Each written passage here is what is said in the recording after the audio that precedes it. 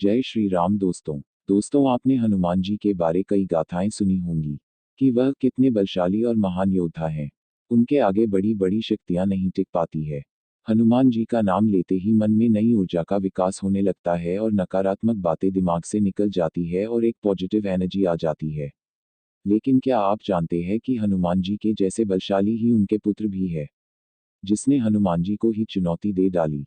आइए जानते हैं कि हनुमान जी बाल ब्रह्मचारी थे, फिर उनका पुत्र कहाँ से आया और उनके पुत्र ने हनुमान जी को चुनौती क्यों दी।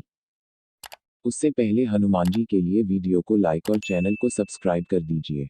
हनुमान जी ब्रह्मचारी थे, ये बात सभी जानते हैं, लेकिन ये बात बहुत कम लोग जानते हैं कि आजीवन अविवाहित रहने के बाद भी उनका एक पुत्र पैदा हुआ था।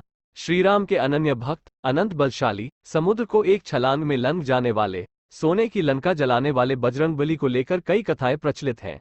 हालांकि उनके पुत्र के जन्म की कथा कम ही लोग जानते हैं। आइए जानते हैं हनुमान जी के पुत्र का जन्म कैसे हुआ था।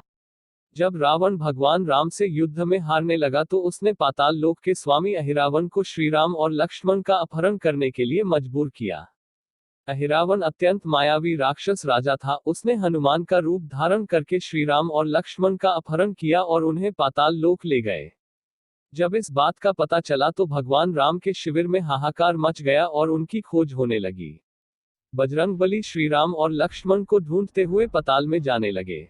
पाताल लोक के 7 द्वार थे और हर द्वार पर एक पहरेदार था।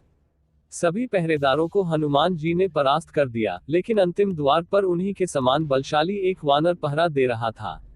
दिखने में एकदम अपने जैसे वानर को देखकर हनुमान जी को आश्चर्य हुआ। उन्होंने जब उस वानर से परिचय पूछा तो उसने अपना नाम मकरध्वज बताया और अपने पिता का नाम हनुमान बताया।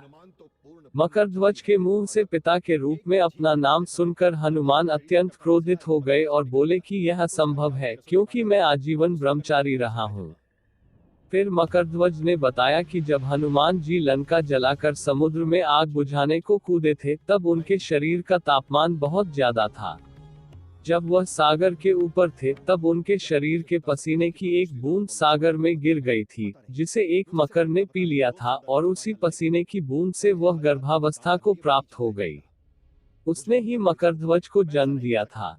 वह मकर पूर्व जन्म में कोई अप्सरा थी, लेकिन श्राप के कारण मकर बन गई थी। बाद में उसी मकर को अहिरावण के मछुआरों ने पकड़ लिया और मार दिया। बाद में वह अप्सरा भी श्राप से मुक्त हो गई। यह सुनकर हनुमान जी ने मकरध्वज को अपने गले से लगा लिया। हालांकि अपने पिता के रूप में हनुमान जी को पहचानने के बाद भी मकरध्वज ने हनुमान जी को अंदर नहीं जाने दिया। इससे हनुमान जी प्रसन्न भी हुए। बाद में दोनों के बीच जमकर युद्ध हुआ और अंत में हनुमान जी ने अपनी पूंछ से उसे बांधकर दरवाजे से हटा दिया और फिर श्रीराम लक्ष्मण को मुक्त कराया।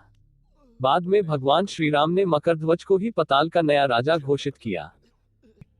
आपको हनुमान जी की ये वीडियो कैसी लगी कमेंट में जरूर बताइएगा। ऐसी ही डिवोशनल वीडियोस के लिए चैनल को सब्सक्राइब और वीडियो को लाइक जरूर करिए। जय श्री राम।